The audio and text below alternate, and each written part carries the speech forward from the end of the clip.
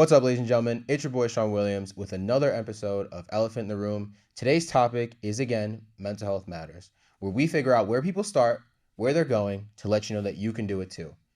I'm joined with my guest today, Will Schmidt. How are you? I'm doing good. How are you? Good, good. So let's get right into it. How's it going? How are things? So the topic is mental health matters. What are we doing with that? So things are going pretty good for me right now. I just wrapped up a day of work working with the RISE program at Sacred Heart, and it's connected with CES, Cooperative Education Services. And what we do is we teach adults with special needs life skills so that they can eventually become more independent. Mm-hmm. And after that program, finishes up, they acquire, skills as far as working in a regular job, working, how to apply for a job, like how to behave in a job interview, dressing for the week, how to prep meals, how to take care of yourself, all that sort of stuff is what we cover. So that's what I do on the day to day. And then in the afternoons, I head over to Sacred Heart's wrestling room, help out over there. And I'll do like a lot of coaching with some of the guys. And right now it's the summer, so people are kind of coming and going at different times. So sometimes I'm wrestling with the guys, sometimes I'm just in the office hanging out with the coaches and kind of game planning for next year and all that sort of stuff. Oh, good. So how did you get there? Where did you start from with your career? So I guess my career started for me as a wrestler, like any other career starts as a wrestler. When you're wrestling, you just kind of like, oh, there's this flyer at school or there's this sign, like a sign up for wrestling. And like, it seemed like a good idea. At least my parents thought, because I was kind of like a pretty active kid, had a lot of energy. So they were like, yeah, we got to get him in something that's going to get him a little bit tired. So he's a little bit easier to manage. So they were like, yeah, let's put him in wrestling. So that's how I started. I was like 7 years old, and it was like, I'll never forget like walking in and like that smell of a wrestling room just hitting me like a ton of bricks. Fantastic. I mean, I think everybody remembers that, like just like, oh wow, Very discreet smell. yeah, it's very specific. And like if I don't go in a wrestling room for a long period of time and like I kind of miss it, and then like I walk in for the first time and it hits you, you're like, oh yeah, That's what it was. Yeah, that's what it was. And it wasn't the nicest room. Like there was holes in the wall because the baseball team would rent it out and do batting practice in there. So there was holes in the wall. The pull-up bars had like ripped up tape on them. The ropes hanging from the ceiling like were starting to fray at the bottoms. Like it definitely wasn't like the nicest room, but it was like where I started. And from there, like I segued up into the college level. I wrestled at Pitt for a little bit, which we'll talk about a little bit more, I'm sure. And then ended up at Sacred Heart, where I wrestled the bulk of my career. Finished up my career over there with becoming a captain and winning the Lucy Cox Award, which was an athletic achievement award for academics, athletics, and leadership. And then I ended up, segueing also into MMA and coaching at Sacred Heart. So I got my hands full for sure. Absolutely. And you've made what seems like seamless transitions in all three of those things, But first, to start off with, like you said, let's talk about Pitt. So you had gone to Pitt University, I think it is. University of Pittsburgh. University of Pittsburgh. Tell us about that. So at the University of Pittsburgh, I was recruited there. I went to a prospect camp my junior year, and I love the campus. I love the fact that it was in a city. I love the fact that over there in Western Pennsylvania, wrestling's like a big deal. And I wanted to be somewhere that I felt like it, wrestling mattered and the stuff I was doing was mattering. So I went there on the recruiting trip, and then, I had a great time. I really liked the guys on the team. So I was like, yeah, it sounds like a great idea. I'll just go to Pitt and wrestle there. So that was the original game plan, was I was going to wrestle at Pitt, and I was going to, stay there for 4 years and finish out my wrestling career there. Wasn't sure exactly how it was going to play out, but I was like, I'm going to give it my best go. And when I got there, I was wrestling for, the summer, and I'm noticing like there was a lot of guys on the team. I was like, pretty sure we had a roster cap of like 30. And I see like 35 people here. that are wrestling. And Still a lot like, of people for a wrestling team. yeah, it still is a lot, but it's not even like it could have been 40, 50, 60. What really mattered to me was the fact that like there's 35 people here. I know there's 30 roster spots. And not only that, as the season progressed, as the summer progressed, we were reminded frequently that like, you know, there is 30 roster spots and there are 35 of you. So 5 of you are gonna go. And like that right there was like probably the most anxious I'd ever been, in my lifetime. Like I was really, really struggling with my anxiety. It was hard for me to get through the day. It was hard for me to like think and concentrate on school. Just thinking about the idea of this sport that, like I said, I've been doing since I was 7, and like I might lose it. Like just because it's a competitive room, and everybody knows, your freshman year is not the when you're the most talented, and it's a big transition.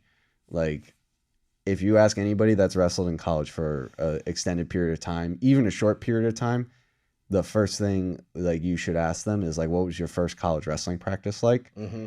And they're going to tell you a story that will be like haunt you. Definitely a good icebreaker. I'll tell you that next time you're trying to have a conversation with a wrestler. Yeah, definitely. Like that first practice is a nightmare. Mm-hmm. I wrestled with somebody who was like a true freshman NCAA qualifier, and he was like a real like strong dude, and he would collar tie me, and his hands felt like bricks. Oh my gosh. And I was just like, this is different. And I think I touched his leg once, and that was like the highlight of my practice. Like I touched his leg. Like I was like, all right, I got almost a half of a shot off at one point. Half of a shot. Yeah, like it was bad. Oh my gosh. But like that was like every day for like weeks and months, and like it was tough. But I still wanted to do it. I think that was where a lot of the confusion comes in, like in the story, was I was like struggling with that. I was struggling with school. I was struggling with losing weight. I was just struggling, period. I was like very anxious. I had a lot of things going on. And I met, like, went out one night with the team, and it was like supposedly like it was the start of the season. So I'm thinking, like, all right, these cuts are coming like tomorrow because the season starts tomorrow. Yeah.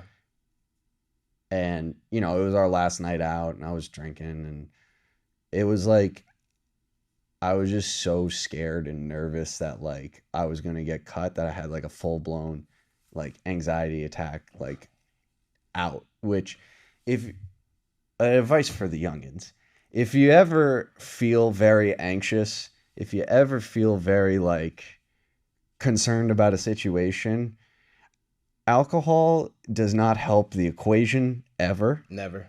No. If anything, you're just going to end up embarrassing yourself in front of a lot of people, which is exactly what I did.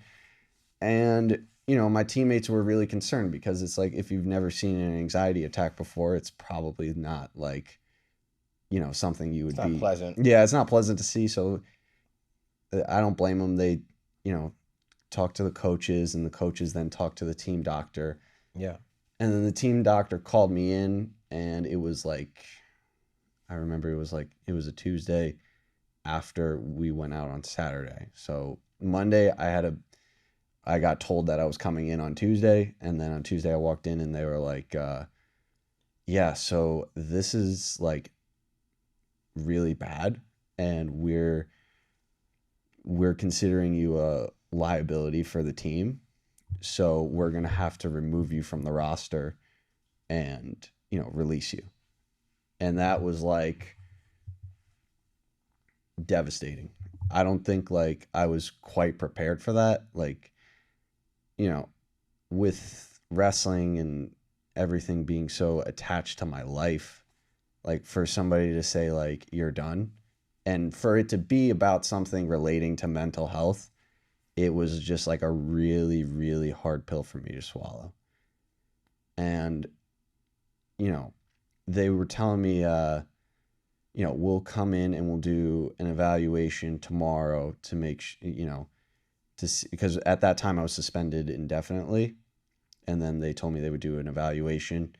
and see how it would go. And so 2 weeks later, which if you're somebody who's in the mental health field or has any involvement with mental health or has experienced therapy, you know that 2 weeks and is not really a substantial amount of time to solve a complex issue like mental health for anybody. It may take years. Yeah, a lot of people it takes years.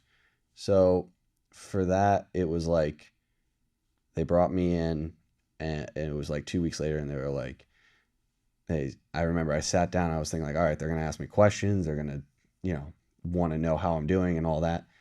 They're like, "Hey, how are you doing?" I was like, "I'm good." And they're like, "Okay, so we did our evaluation, and we decided that you're medically unfit to wrestle, and that we're gonna cut you from the team." Wow. And I was like, "What?" Like, you haven't asked me a single question yet. Like, how do you know all this? And it's like, well, because you had an anxiety attack, because we were nervous, we were nervous about your safety and your safety for others. We were able to look at the notes that, your therapist had. And we also had conversations with your academic advisor, and we had conversations with your nutritionist. So like they came into that meeting with a whole case as to why I can't wrestle. Wow. They never told you why you could, though. I mean, yeah, it was like, Was it possible? Like, do I you don't think you think could have so. pulled it off? I don't think so. Cause A full season. I think I could have, like, if that anxiety attack didn't happen and I felt secure, like, in my spot. I'm like, saying with the anxiety attack, do you think you could have pulled it off?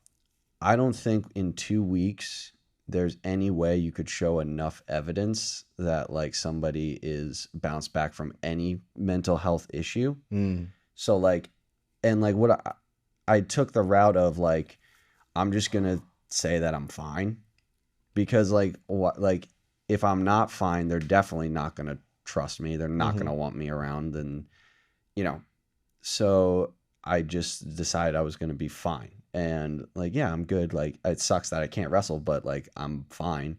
And like I'm just excited to get back. That's basically when people would ask me how I was doing during that time. That was like my go-to response.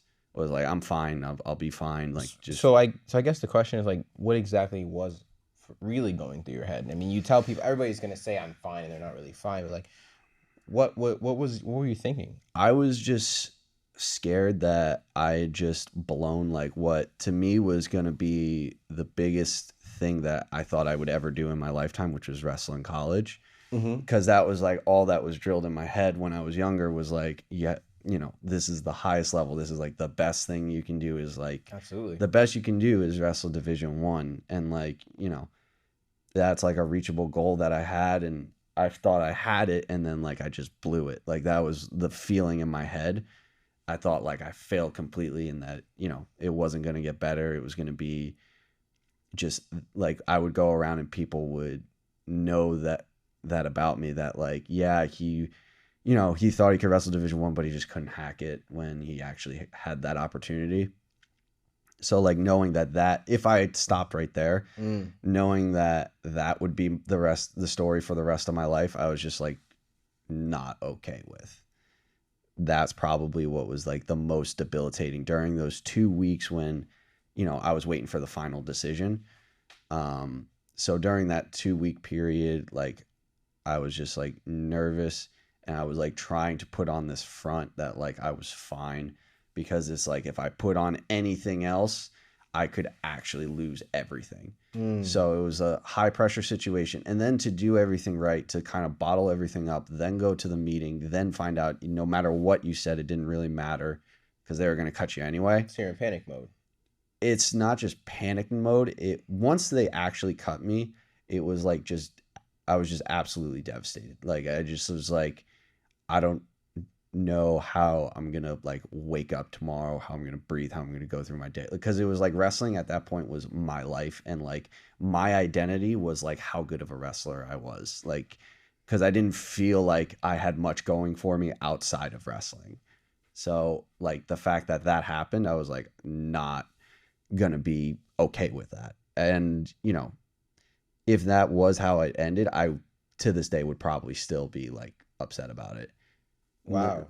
So when you had you had been so what did you afterwards? Like after they had cut you, did you spiral out of control or did you really pick yourself up by the bootstraps and kind of So keep going? I did both, I think. I think like there was definitely like a 2 month period when I wasn't on the team at Pitt. Mm-hmm. I hadn't decided if I wanted to transfer, if I was going to try to do this again because it is a very traumatic experience for me. So I was like, do I really want to put myself in that experience ever again? Mm-hmm. So I Seems thought, rational. yeah, it's like this was like devastating to the point where I was like, I don't even know if I want to like put myself out there again to like get hurt like that again. Mm-hmm. So I had to think about it. And, you know, I was also coping with the fact that I had lost the sport that I loved, it seemed, and I had lost all that opportunities that come with wrestling at a big school like Pitt. And I was going to have to find my own way. And coping with that loss and every day, and Pitt's a very like rah-rah school. Like there's Pitt signs everywhere. There's like athletes are so well treated over there. It's a very, very big school. So to see like banners of wrestlers like as I'm walking through to class, like it was just like Big deal. yeah, it sucked that, you know, I was like dealing with that. So the way I was dealing with it was I was like staying up all night. Like it was a terrible schedule. I would like stay up and, like party at night and then like wake up for my class, sleep all day, and then wake up for like my afternoon class and then sleep all night until it was like 8 o'clock and then just continue the cycle of like party all night and then like show up for the class, not pay attention, not try. And like it was just a terrible schedule. Mm. And I was definitely like spiraling out of control. That was probably the most out of shape I'd ever been in, like since I like started wrestling when I was 7. Like Wow. I was like, That's out of shape. yeah, I was out of shape. Like, and then I ended up at Sacred Heart when, Yeah, tell us about that. yeah. So I talked to Andy Lozier and I talked to a couple of other schools. Like I thought about wrestling Division III. I thought that might be a safe option for me. I also talked to Rutgers because I thought that would be a cool story. Like if I went from one big school to another big school and I made it work. But Sacred Heart was kind of a good mix between both of those options. It was still a Division I program with a competitive schedule, and it would be a way for me to prove myself that I could do it, that I could become the wrestler and the athlete and the person that I know I am. And it would also be a good way for, me to be in a smaller, safer, closer environment to home. So it was like probably like the decision that made the most sense to me at the time. And also it was like, Rutgers was having some issues at the time, at least. It was like with like academics and like scholarship, and they were having some other roster issues of their own. Mm. So it was like my option was Sacred Heart or go Division III, and I was like, all right, I'm gonna see if I can prove these guys wrong, and I'm gonna go Division I, see how that plays out. Absolutely. And I ended up working with Andy Lozier and Derek Moore for a semester, and that was really hard because they're very hard-nosed coaches, and if you're gonna wrestle for those guys, you're gonna have to be in good shape. And as I just said, I was in the worst shape of my life. Not just like from not sleeping right, but like not eating right, not taking care of my body, not working out at all. For like 2 months, I was in terrible shape. How was your first practice? Um, I drilled for about 10 minutes and I couldn't breathe. Oh. And then like a few minutes after that, they started going over technique and I was like, thank God. And like I barely got through it. And I was so like embarrassed at the end of it by like how I felt and what position I was in. Like I was just so embarrassed that I was like even in that shape, that like I remember going to a corner and like just sitting against the wall and just being like, how am I going to do this? Like, I'm so far behind. And this is like, they're in mid-season form. Like, I just got in the worst shape of my life. Like, this is going to be really hard. And then like the next day was also bad, but a little bit better. And then the day after that, a little bit better. And it just kept getting better from there.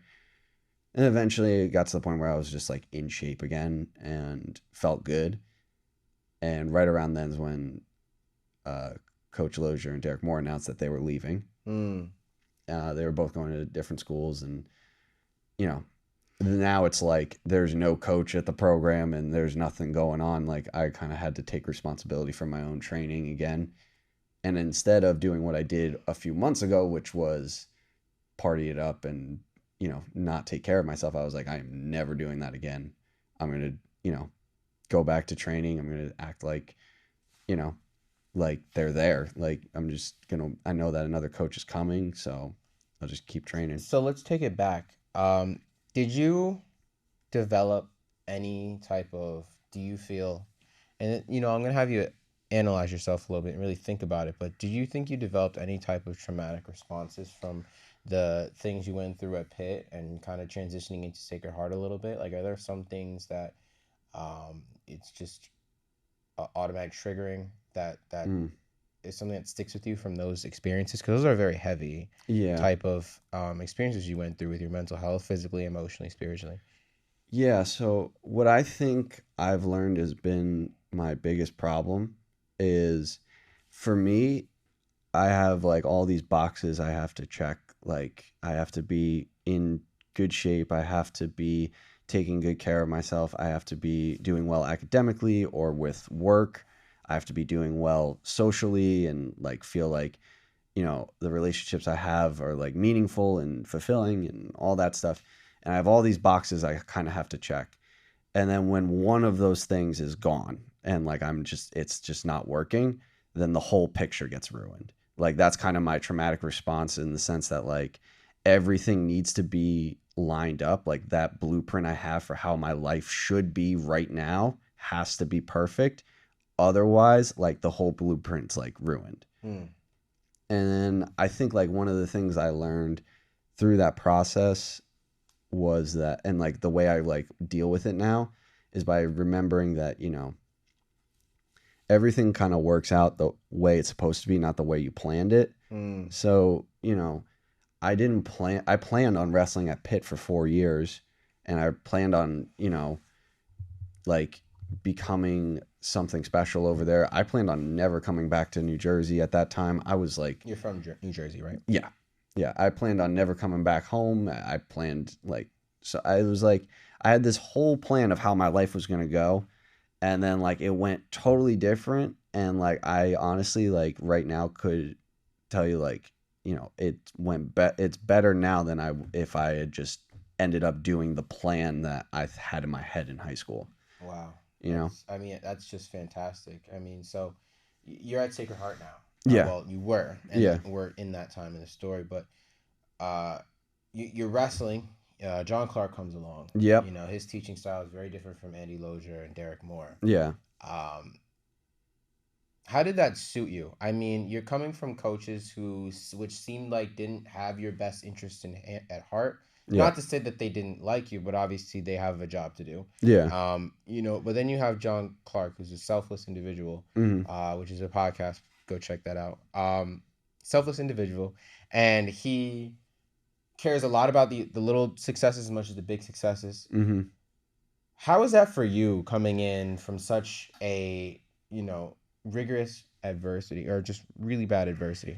It's just such a relief. It's like what you think wrestling should be. It's like, you know, it's you versus you out there. It's about getting better and improving every day and doing that. And honestly, if you're improving every day, that's really all you can do anyway. It's not like I can magically just perform better, you know? It's like I just have to get better every day. And, you know, I think that John Clark really allowed that for me. And he also was not breathing down my neck like, you know, you got to be here at this time and you got to be working out this many times a week. And, you know, like, it's very like, very like in my own hands, like how good I wanted to get. And I really appreciate that because it like showed that he trusted me. It showed that he believed in me, and it showed that he cared. Because I feel like if he didn't care about like my, like, not just my wrestling career, but if he didn't care about like my life outside me as an individual, then like he would have laid down a bunch of rules that I had to follow, a bunch of like practices that were very like, that would be like extend past what they should, or like a lot of extra workouts, or like I have to be here in the summer, which I mean, I was here every summer anyway. Like he didn't have to put those restraints on me, and I think he knew that, and I think he knew that with a lot of college athletes, that like if the college athlete like really wants to be here, he's going to do it on his own. Like if he doesn't want to be here and I'm making rules that's forcing him to be here, that's not the kind of athlete that John Clark would want. So he was really like, he gave me a lot of freedom, but he also like gave me a lot of coaching, and he also like really believed in me. And it was like nice after you get told by one school that like you're not good enough and that you're not gonna be good enough, so it's like time for you to move on to do something else, and then get told by other coaches that like, you're coming in not in shape and you're not ready for this level, and you got a lot of work to do and all this stuff. Where John Clark came in, he's like, listen, like, I know you got a good head on your shoulders, I believe in you, and I'm gonna do my best to get you as good as I can. That's fantastic. Like, it was just such a relief to have a coach like that. So you got to Sacred Heart. You were a captain, and now you have a potential coaching position. Yep. How did you get to that point? You came from Pitt to being a liability. Now you're an asset. Yeah, it's crazy. I mean, it's just like, it was all the like hard work and doing the little things right that have put me in the position that I'm in.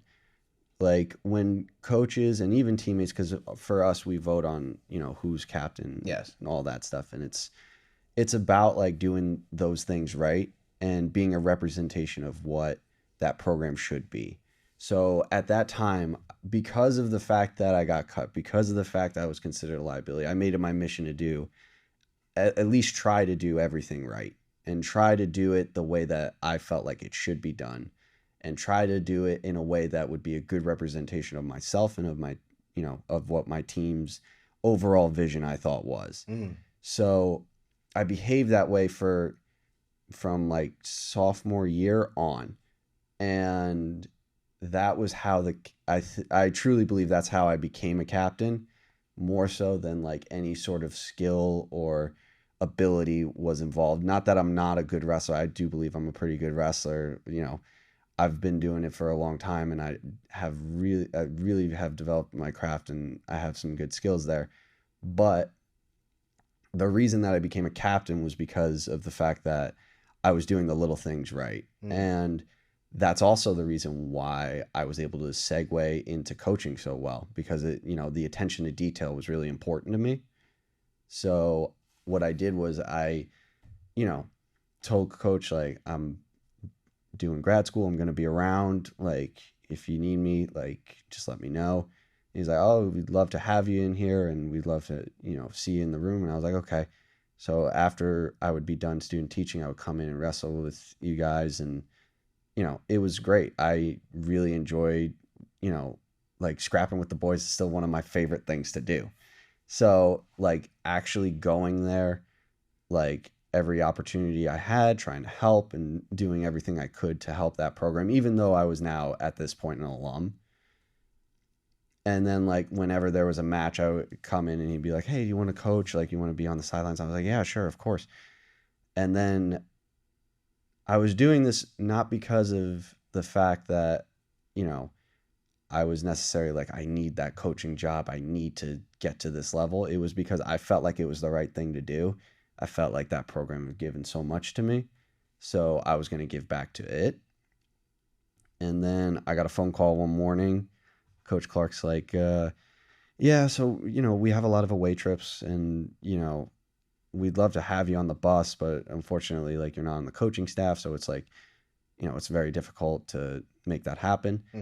And then he said, so what we're going to do is we're going to make you a volunteer assistant coach. And, that way you're on the coaching staff. You're a Division I coach now. And, congratulations. And I was literally like in tears on the phone. I was like Aw. going from, being a liability, like you said, going from being told that like I would never get to this Division I level to now I'm a part of helping coach a Division I program, which is like a level even beyond Division I. Yes. Like to actually like get to that point and like have somebody say, not only are you good enough to be on this team, you're good enough to help lead this team. And beyond that, because I mean, a captain in a lot of ways is a leader. Beyond that, like you're able to teach this team. Yeah, your Pitt coach told, this is fantastic because your Pitt coach said, I don't want you here. Yeah. John Clark said, I want you here. Yeah. That's so reassuring. I Right. feel for you Yeah. because now somebody, coming from somebody that kind of sold you short, had low expectations for you, even to start with, Right. to now, I want you to be, I need you to be here. Yeah, exactly. I just for your mental health and for somebody, going through all that, you need that reassurance. You need that reassurance. Definitely. And I think that's really fantastic. Yeah. I'm proud for you. Oh, thank you. I And appreciate it didn't even stop there, No, so I did not. but on the flip side, you're a coach, you're a teacher, a fighter. What are struggles that come with balancing all those things? You mentioned before how you have to check off these boxes. Yeah, that is definitely like still a big source of my anxiety is like checking off the boxes and making sure that I got all my ducks in a row.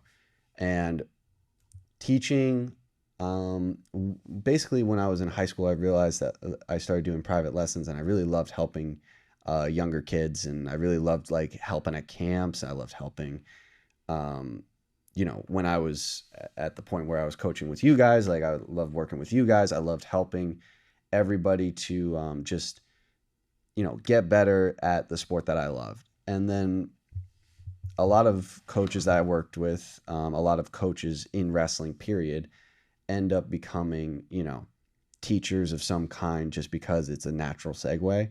And so that's what it was for me. It was just a natural segue into something else that I was really good at. So now it's like something I do and it's something I really enjoy and I'm really proud that I do it.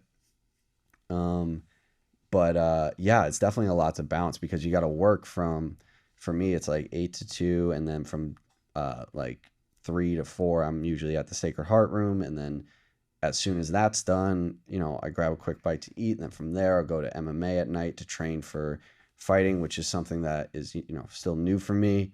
And then sometimes at night I'll run, my own class at that gym, at like my own wrestling class, and I'll still do private lessons on the side. So it's like definitely a lot to manage. And the way that I try to balance it all out is I try to be as honest with myself every day that I can. It's like, all right, I know I want to do everything, but one of these things just ain't going to happen. And like, what do I have to do? What do I want to do? And like really thinking about that every day, as the day goes on is really the best way that I've found like in managing all those different aspects of my life.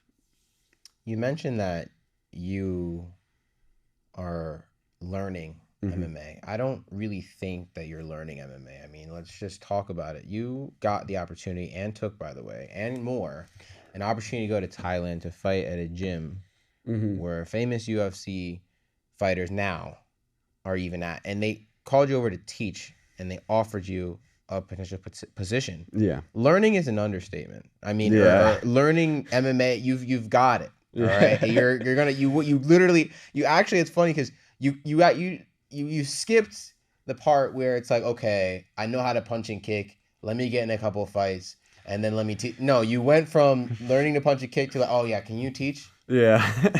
Tell us about that. Like so learning again is an understatement. You're in Thailand, you're at a place there you get to teach famous UFC fighters, potential famous UFC fighters how to wrestle. Tell us about that. Yeah, so the way that all came about is, like I said before, one of the things I really pride myself on is always trying to do the right thing, right? There was a kickboxer at my gym, and he needed to work on his wrestling. Like that was his hole. Just like you'll find this a lot in MMA. Everybody has like one hole or like one thing they're not good at. So Absolutely. like you'll find a guy who's really good at striking and jiu-jitsu but is terrible at wrestling, or is really good at wrestling but is terrible at striking. Mm-hmm. This guy. And you know, you'll see like all these different patterns and all these different type of guys like come in and out. And everybody tries to help everybody. And I tried to really embrace that philosophy. I needed help with my striking. He needed help with wrestling. So we just decided that we were going to trade. And, you know, I'll give him a wrestling lesson for an hour. He'll give me a kickboxing lesson for an hour. And through that, we developed a really good relationship. And, you know, he was able to talk to the coaches at Tiger Muay Thai, which is in Phuket, Thailand. And it's one of the best gyms in the world. You got champs, like you got UFC champs, Valentina Shevchenko, you got Alex Volkanovski. You know, people have come in and out for training camps there, like Dominic Cruz, Cody Garbrandt. Like it's a ton of killers over there all the time. And like, it's just great coaching. It's a great place. And that's where he trained for kickboxing. That's why he's such a good kickboxer. Their base at that gym is Muay Thai.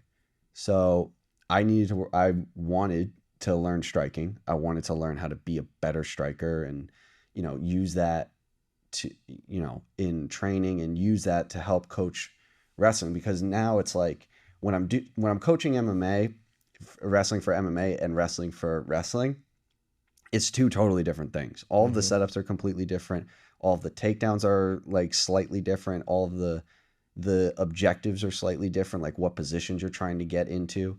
So it's like, you know, you have to learn the other stuff. So that's what I really wanted to do. And he knew that. So he talked to the coaches, and Joseph Henley, who's the head MMA coach, who's my main contact out there. He was like, yeah, if you want to come out and be a guest coach for us for a couple weeks, we'd love to have you. And I was like, yeah, that sounds awesome. So I flew out there. I stayed there for 2 weeks. I was not sure exactly what my level of responsibility was going to be when I got out there. I thought like, I'm a guest coach. They're probably gonna watch you watch maybe. And like be an assistant. Like somebody's gonna be showing some technique. I'm gonna have to like follow follow shadow. Yeah, no. They're like, so what techniques are you showing today? And I was like, thank God I write down all of the wrestling practices that I coach. Oh, that is good. Yeah, I was good. I'm gonna just pull up my notes and I'm gonna find something that I think I could show today in front of a room full of assassins, essentially.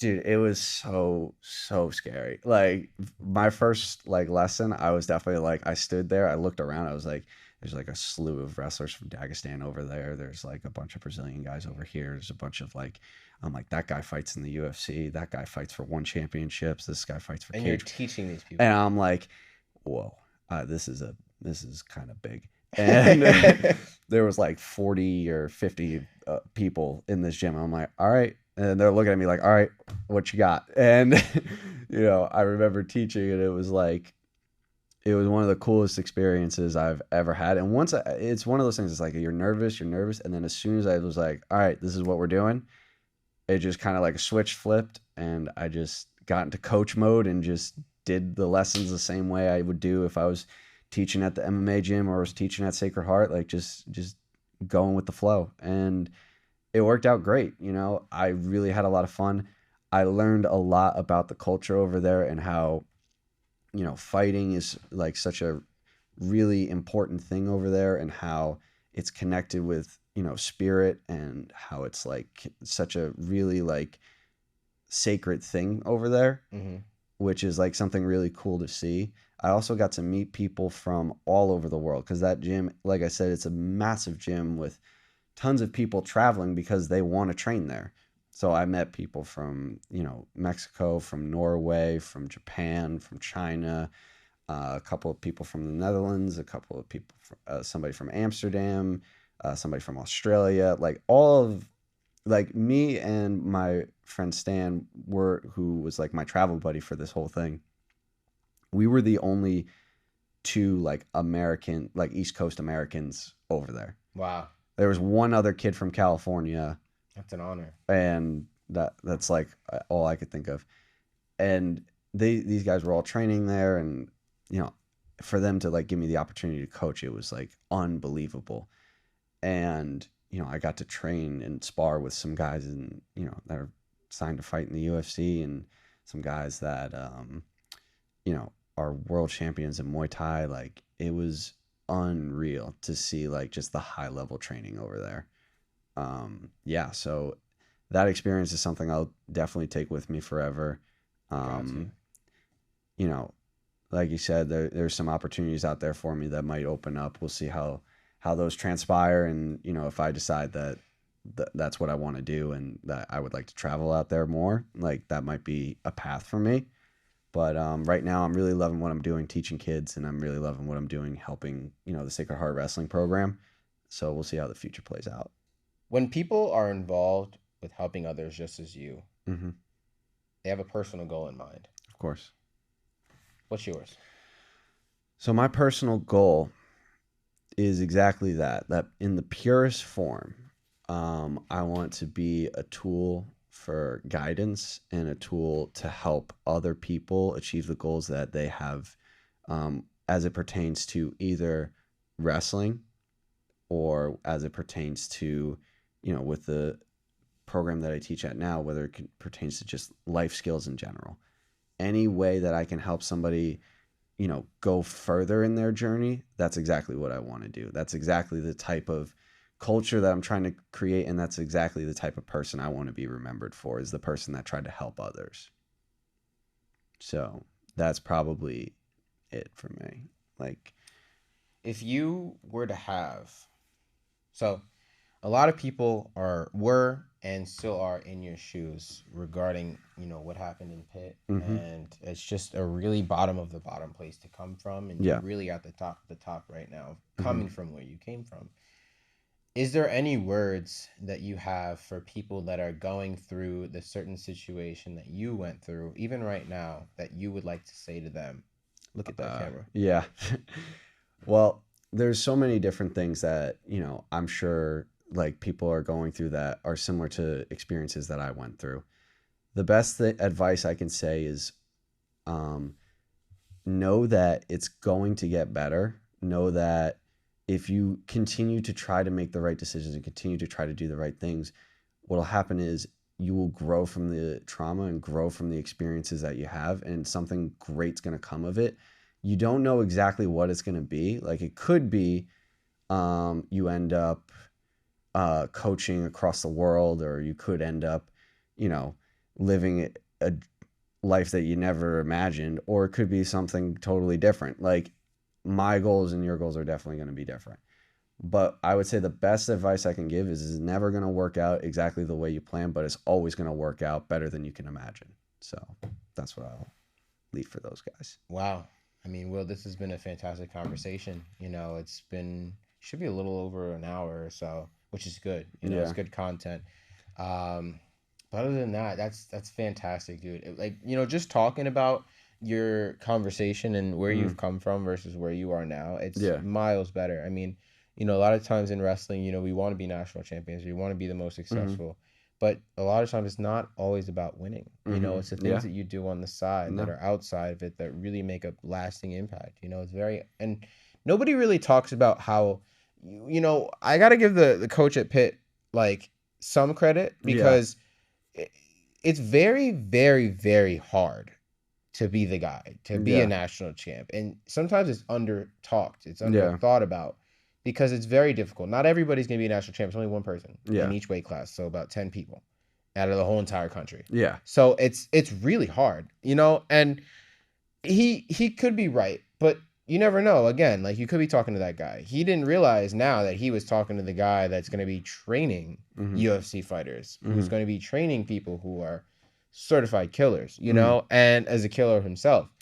And, so it's like, when you look at it like that, it's like, I don't have to be a national champ to be successful. I don't have to be a champion to be successful. That's what it really is. I can be a teacher to be successful. And Yeah. you did that, you know, and you're still doing it now and maybe for many years to come. Yeah. You know, I think the thing that you didn't mention that should have been mentioned though is that you were intently focused. Oh You're an yeah. intently focused individual. I mean, me and Will have wrestled with each other, you know, ever since I got here, so about 4 or 5 years now. And you've always been focused no matter what days are. You, of course, you have your bad days. We all have our bad Mm-hmm. days, but you were still focused on the plan. You're still in the wrestling room. And even when you didn't want to go, you showed up. Same Right. here. And you empowered me to do that as well. The Yeah. fact that you were so focused, you got me focused and dialed in, and Mm. other people focused and dialed in. Now you have an opportunity to teach people. You skipped a step. Yeah. You skipped from being a fighter to teaching. You should really like. I Yeah. mean, if that were life, you can go ahead and it'd be over for you tomorrow. Yeah. But you still have more. You've done so much, and you still have more. I think that's something that you should really think about as well. That's definitely a part of it. Like, you know, when I first started coaching, like I said, like, or started not coaching, when I first started wrestling, I was in a room with holes in the wall. Like, I wasn't like, I didn't think like, oh yeah, this activity that I'm doing right now is going to take me across the world, and I'm going to get to share my knowledge with some of the best, you know, fighters across the globe. And, you know, I didn't think that was going to happen. You know, you don't plan for things like that. You don't think it can happen to you. You never like think like, oh, this is like exactly what I'm going to do, and this is exactly how it's going to happen. But like, you know, you try to stay focused on what you believe to be the right path, and then just good like gems just kind of blossom. You know, like the things that, you know, I'm doing now. Like after going to Thailand and like seeing like the opportunities that are available for me, whether it's, you know, I want to coach out there, or whether it's I want to do clinics around the world, like that's an option for me now. I got invited, you know, out to Japan. I got invited out to Vegas. I got invited out to, you know, the Netherlands, and I got invited out to Norway. Like all these opportunities are now open, and it's like what I thought I could do, is now like I found out that that's completely wrong. Like I can do so much more. Like every time you think like, oh, I've made it, and then you're like, oh wait, there's so much more I can do. So like being intently focused and staying on the right path, like it has really changed my life, you know, for the better. Like when I was in that downturn at Pitt, I realized like I wasn't being fair to myself. Like I knew I had potential to be something, and the fact that I was just kind of like, you know, being a bum and like not treating myself right, or treating the people around me right, like I knew that's not who I wanted to be. Yeah, I mean, well, like in the end, you never gave up on yourself. Yeah, no, it was Even when you're like, low, so you're low. yeah, for sure. It was definitely not something like that was ever like an option for me. Yeah. Like it was never like, to me, I always felt like, you know, if I like gave up on myself, like how is that going to look when I'm 80, when I'm 90, like when it's time for me to go? Like how am I going to view myself when it's time for me to go? And it's like probably not great if I just like gave up right now. Like, and the same thing for like if you look at like my 8-year-old self, like the 8-year-old me wanted to be a Division I wrestler, you know, like if I just gave up now and like had a conversation with him, like how disappointed he would be. Like I don't want to do that. Like I want to do the thing that like is cool, that I believe that like my 8-year-old self would be proud. And be like, wow, look at that guy. I want to do what he does. And it's like, you wait. You wait. Well, that's fantastic. Well, you know, this has been an amazing episode. And I really do like it. You know, hopefully other people think the same. This has been an episode of Elephant in the Room with my guest, Will Schmidt. We will see you next time. Thank you so much. Lord.